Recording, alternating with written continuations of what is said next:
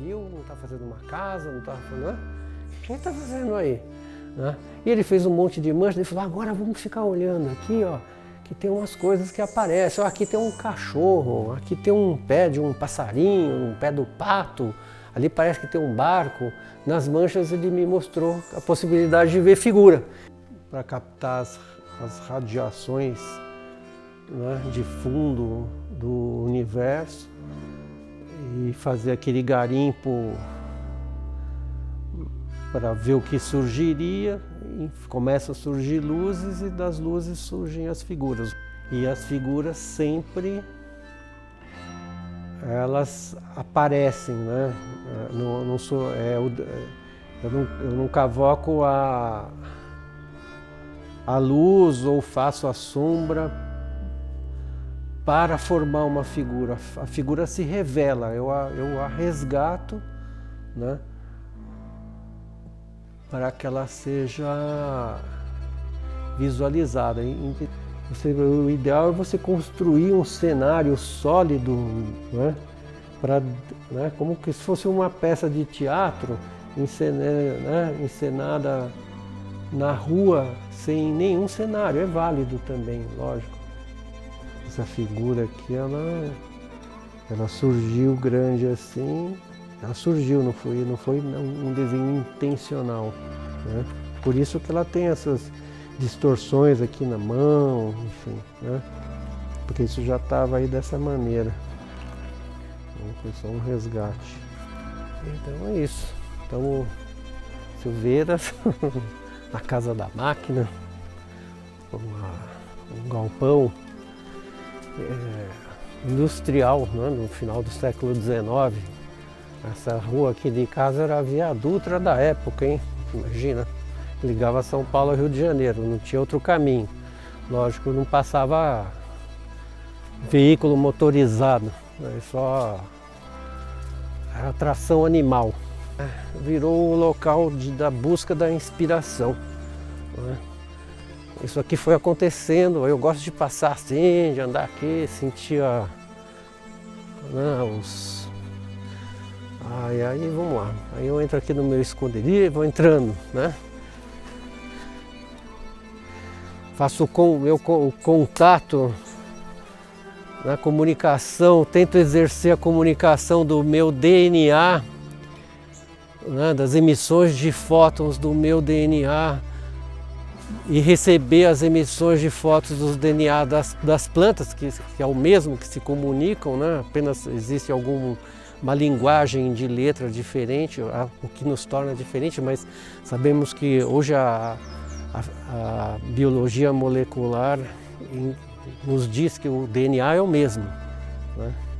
Se é o mesmo, a gente pode conversar. A pareidolia é um fenômeno psicológico e no meu caso eu a utilizo como ferramenta psicológica, e uma outra ferramenta também que passei a usar é a imaginação ativa, né? Não é fácil. Então eu já estou nessa fase agora, dessa interferência. E carregando tudo aquilo que eu acumulei, né? Isso é uma raiz de bambu. Tinha um bambual aqui na frente do outro lado da rua. E em determinado momento o bambual pegou fogo. A raiz do bambual que queimou, em determinados momentos eu comecei a achar isso parecido com aquilo. Esse desenho, né? Ele faz parte de uma série, a qual eu tenho denominado de pareidolia pandêmica. Esse trabalho é uma continuidade de algo que eu me propus a fazer há um tempo atrás, que era buscar as imagens do inconsciente, né? Do inconsciente coletivo, se possível.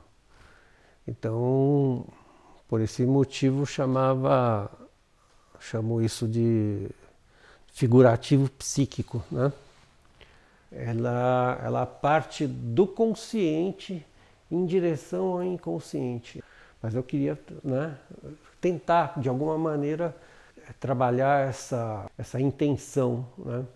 O processo de encontro dessas imagens, ele parte de uma mancha escura, né? Quer dizer, um papel totalmente coberto pelo grafite. E essa cobertura, lógico que ela, por mais que você tente fazer uniforme, ela não fica uniforme. Tem lugares que ficam um pouquinho mais escuros, outros eram um pouquinho mais claros. Nesses lugares mais claros eu fazia uma escavação, que eu acho que é um assunto também que eu sempre tive intenção de trazê-lo de trazer para o meu trabalho, essa busca, né, em direção ao cosmos, né, do conhecimento humano, que eu entendo o inverso da física quântica em direção à micropartícula, é a mesma viagem, não é? São viagens para o desconhecido. E elas percorrem caminhos aparentemente infinitos. A radiação de fundo que vem onde os astrônomos estudam, ela é uma emissão, né, de rádio, de ondas de rádio, onde a fotografia, né, é algo também sem cor, cinza, e é onde os astrônomos garimpam, né, através da radiação, os corpos celestes. Havia um sentimento de que, não é, eu me distanciei muito, não é, e estava num local onde eu achava fantástico e lindo, mas na hora que eu vi as figuras eu me apercebia que eu tinha voltado ao planeta Terra, né, porque sempre eram figuras sofrendo, não é? Ou algumas com semblante de pessoas violentas, agressivas, falsas. Aí Zaratustra responde que o planeta Terra não está muito bem, que o planeta Terra sofre de uma enfermidade na sua pele e que essa enfermidade se chama humano. Essa é a conversa. E eu falei, acho que é isso que eu estou vendo. Uma mancha clara e escura, com luz e sombra, né? Que aos poucos iam surgindo as figuras. E eu falei, como é que eu vou fazer agora? Então eu falei, virava. Aí a hora que virava a folha, as manchas eram outras, e aí as figuras surgiam, 1, 2, 3. A descoberta do abstrato foi uma aleatoriedade. Então, figuras bem pequenininhas, né? Microfiguras, outras maiores. Tem momentos que parece que significa muita coisa, outros que não significa nada. Como ele é circular, então ele não tem início, né? Não tem início nem fim, é uma roda girando aqui, né? Mas vamos imaginar que aqui seria algo que esguicha, né? Que vem do braço desse ser aqui, como se fosse esticado, esguicha e cai dentro de um reservatório, como se fosse uns quadros de uma salina. As figuras serem buscadas através da rotação da folha. Às vezes ele ganha um sentido, né, mais forte numa posição. Esse aqui, ele está aqui. Os seres desse lado aqui estão sempre olhando para cima e parece que estão subindo, né? Aí passa aqui, os daqui estão caindo, não é? E aí ficou dessa maneira aqui, né? Que a luz e sombra também, ela depende do momento em que você está passando, né? Mas esse aqui, de uma certa maneira, ele foi o decreto do fim do branco e preto. Mas aqui eu começava já a perceber, não, que as mãos começavam a se soltar um pouco, né? Elas começavam a ficou parecendo como que eu estivesse me despedindo ali do preto e branco, né? E ele estava avisando, ó, esse aqui é o momento final, tá? Vocês se virem agora, porque daqui para frente vocês vão ter que usar tinta para passar no corpo aí. Aquilo que me encantava, mas de uma certa maneira já tinha se esgotado, né? Não esgotado, mas já estava num limite, né? Então aquela movimentação toda que tinha, enfim, né? Aquilo acabou. Exatamente, eu estava naquela situação, né? De que achando que não tinha jeito, né? O ser humano não tinha conserto mesmo, né? Então se ele não tinha conserto, a gente estava beirando o inferno. Né? O mal existe mesmo, o bem também. Né? Isso está dentro do humano, pior é isso, né? Está dentro de nós. Né? A cultura é um processo, é uma coisa viva, que tem vida própria, né? E que habita a mente humana, né? E a cultura é humana, então no desenho preto e branco dá a impressão que o branco é branco e o que não é branco é uma outra forma.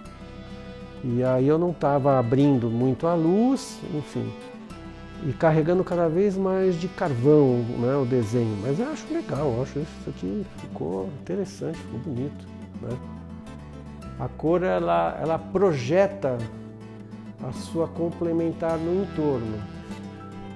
E aí o caminho está sendo esse, né?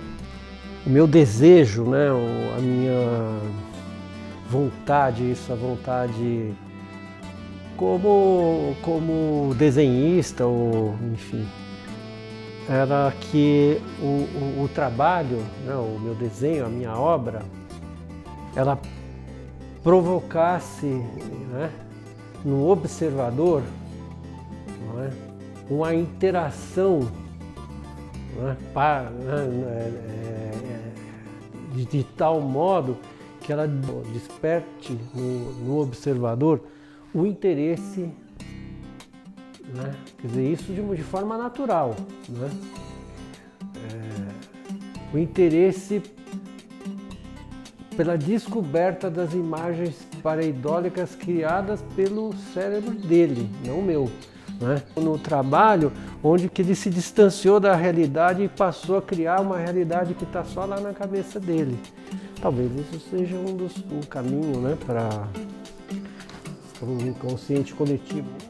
Então, quem sabe a gente possa fazer uma proposta para uma possibilidade disso ser né, algo a se realizar através da arte.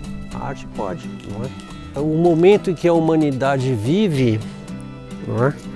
A nossa situação, onde uma possível grande extinção, não é, no planeta, provocada pelo humano, isso cientificamente já é vislumbrado, né, até como algo um processo que já se iniciou.